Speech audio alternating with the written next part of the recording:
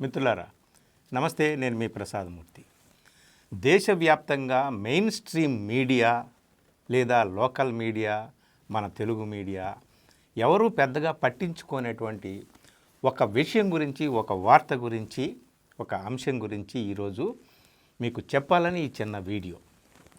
అదేమిటంటే, సుప్రీంకోర్టు ఈ దేశంలో ఉన్నటువంటి ప్రధాన రాజకీయ పక్షాలకు, అధికారంలో ఉన్నటువంటి పార్టీలకు, నాయకులకు, అధికారులకు అందరికీ కూడా ఒక కీలకమైనటువంటి సందేశం ఇచ్చిందండి సుప్రీంకోర్టు. అది ఈ దేశానికి అవసరం.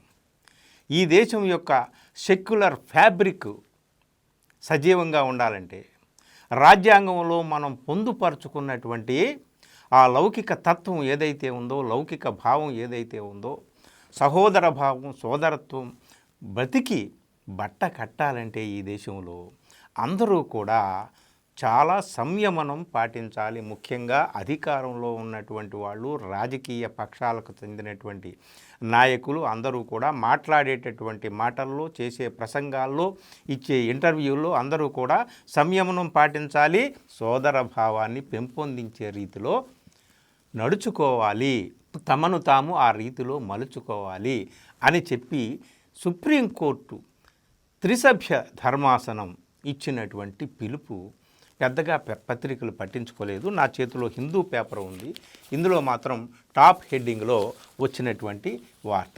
నేను మిగిలిన తెలుగు పేపర్లు చూశాను, ఎక్కువ నేషనల్ పత్రికలు కూడా ఒకసారి చూస్తే పెద్దగా లోపల ఎక్కడో సింగిల్ కాలంలో వార్తలు ఉన్నాయి, మన వాళ్ళు పెద్దగా పట్టించుకోలేదు.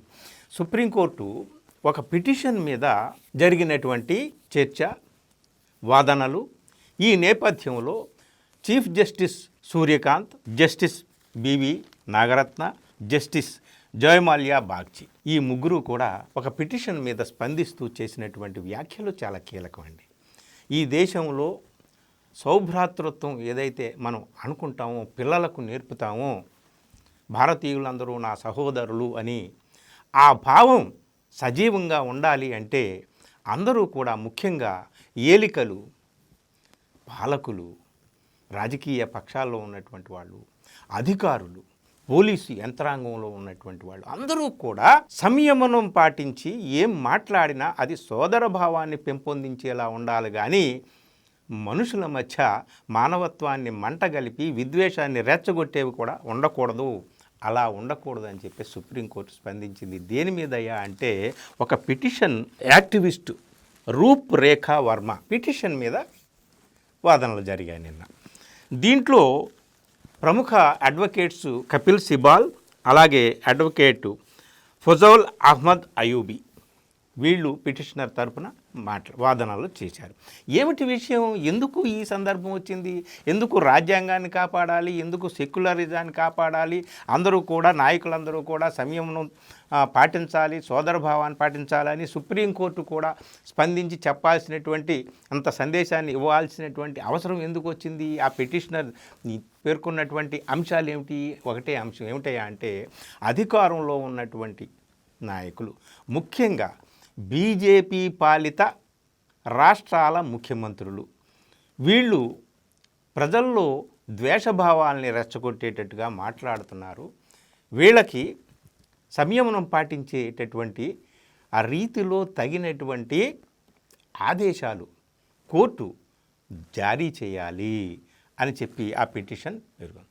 సో ఏ నేపథ్యంలో ఇది జరిగింది మనకు తెలుసు. ఇటీవలనే అస్సాం ముఖ్యమంత్రి హిమంత బిశ్వశర్మ ఆయన ట్విట్టర్లో ఒక కార్టూన్ పోస్ట్ చేశాడు.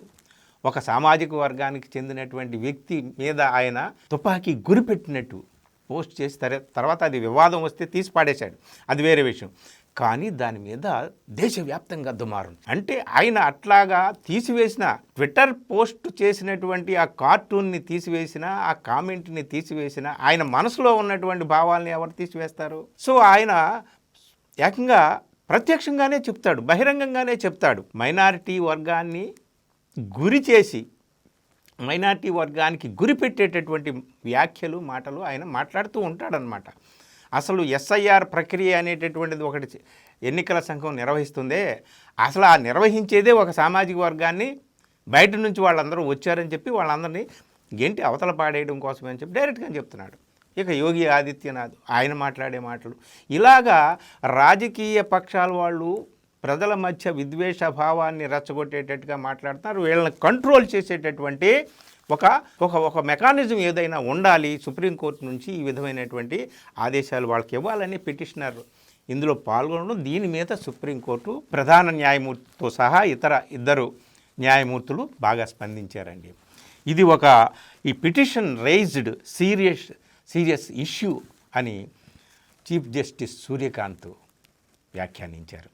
అంతేకాదు చీఫ్ జస్టిస్ సూర్యకాంత్ ఏమన్నారయ్యా అంటే, we would like to impress upon all political parties to follow the principles of constitutional morality, values, mutual respect and self respect. ఈ కాన్స్టిట్యూషనల్ విలువలు, అలాగే సెల్ఫ్ రెస్పెక్ట్, నైతికత, వీటినన్నిటినీ కూడా అందరూ కూడా పాటించాలి తప్పనిసరిగా అని చెప్తూ, this is a more than 75 old mature democracy. మన దేశం 75 సంవత్సరాలు నిండింది, పరిపూర్ణమైనటువంటి డెమోక్రసీ పరిఢవిల్లుతున్నటువంటి దేశం మనది. We do not expect people to behave like this. ఈ విధంగా మనం ఎక్స్పెక్ట్ చేయలేం. అధికారంలో ఉన్నటువంటి వాళ్ళే ఈ విధంగా ఆయన ఏమో ప్రత్యేకంగా ఒక వ్యక్తిని గురించి మాట్లాడలేదు. అలాగే B V Nagarathna, there is a need to restrain discriminatory and communally divisive public speeches from all sides. వాళ్ళు ఆ పార్టీ ఈ పార్టీ అని కాదు, ఆ వర్గం ఈ వర్గం అని కాదు, ఎవరైనా సరే సంయమనం పాటించాలి, పక్షపాత ధోరణితో కూడినటువంటి వ్యాఖ్యలు చేయకూడదు అని ఆమె చెప్పింది. అలాగే జస్టిస్ బాగ్చి కూడా ఇదే విధమైనటువంటి స్పందన వ్యక్తం చేశారు. మిత్రులారా, ఈ సందర్భంగా ఈ కపిల్ సిబాల్ మాట్లాడుతూ చాలా విషయాలు మాట్లాడారు. అయితే జస్టిస్ నాగరత్న ఒక మాట వ్యక్తం చేశారు. మనం వ్యాఖ్యలను అయితే అడ్డుకోగలం, మనుషులను అయితే అడ్డుకోగలం, కానీ ఆలోచనని ఎలాగా మనం ఆపగలం అంటే ఆ ఆలోచనే రాకూడదు. ఈ దేశంలో ఉన్న మనుషులందరూ కూడా ఒకే తానులో ఉన్నటువంటి పోగులు, అందరూ కలిస్తేనే ఇది ఏర్పడింది, ఈ దేశం ఏర్పడింది. సర్వభాషల, సర్వజాతుల, సర్వ ప్రాంతాల సమాహారం కదా, సర్వ మతాల కులాల సమాహారం కదా మన దేశం. సో యూనిటీ ఇన్ డైవర్సిటీ కదా మనది. కాబట్టి వీళ్ళందరూ కూడా సమానంగా ఉండాలి అని చెప్పేసి, అంటే officials and political leaders must foster fraternity, సహోదర భావాన్ని పెంపొందించే రీతిలో అందరూ కూడా నడుచుకోవాలి, అందరూ మెలగాలి అనేటటువంటి రీతిలో మాట్లాడారు. కానీ ఆలోచనల్ని ఎలాగ మనం అరికట్టగలం అంటే ఇది చాలా కీలకమైనటువంటి మాట. అసలు ఆలోచనే రాకూడదు. వాడు వేరు, నేను వేరు, వీళ్ళు మనవాళ్ళు, వాళ్ళు అవతలి వాళ్ళు, ఇట్లాంటి ఆలోచనే రాకూడదు. అయితే అలాంటి ఆలోచనలు ఉన్నటువంటి వాళ్ళు చేసేటటువంటి వ్యాఖ్యల వల్ల అటు అధికారుల మీద, అడ్మినిస్ట్రేషన్ మీద కూడా ప్రభావం పడుతుంది. దానివల్ల ప్రజల్లో అలజడి, ఆందోళన రగిలేటటువంటి అవకాశాలు ఉన్నాయి. దానివల్ల కీలకమైనటువంటి కొన్ని పరిణామాలు కూడా సంభవించేటటువంటి అవకాశాలు ఉన్నాయని కపిల్ సిబాల్ లాంటి వాళ్ళు మాట్లాడారనమాట. సో ఇది చాలా ప్రధానమైనటువంటి అంశం. నేషనల్ మీడియా పెద్దగా పట్టించుకోలేదు, తెలుగు మీడియా పెద్దగా పట్టించుకోలేదు.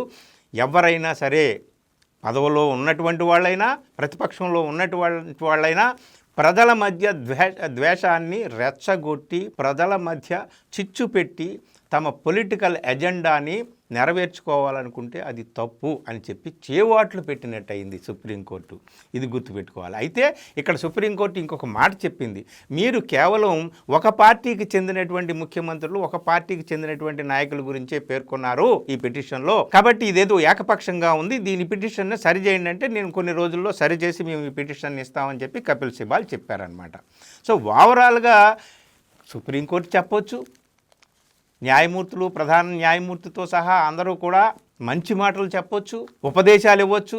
కానీ ఎవరుంటారు? హిమంత విశ్వశర్మకి ఎవరు చెప్తారు? యోగి ఆదిత్యనాథ్కి ఎవరు చెప్తారు? అస్సలు వీళ్ళందరూ కాకుండా సాక్షాత్తు మన ప్రధానమంత్రి మొన్న జరిగినటువంటి జనరల్ ఎలక్షన్స్లో మీ మెడలో మంగళసూత్రాలను మాయం చేసేస్తారు వీళ్ళు అని చెప్పి, అలాగే బహుత్తు బచ్చేవాలే అని చెప్పేసి, అంటే అధిక పిల్లలు ఉన్నటువంటి వాళ్ళు అని చెప్పి ఒక సామాజిక వర్గాన్ని ఎద్దేవా చేసేటటువంటి పిన్ పాయింట్ చేసినటువంటి మాటలు ఎలక్షన్లో, లాస్ట్ టైం ఎలక్షన్లో మనం ఆయన మాట్లాడినటువంటి మాటలు ఎంత గందరగోళాన్ని సృష్టించాయి.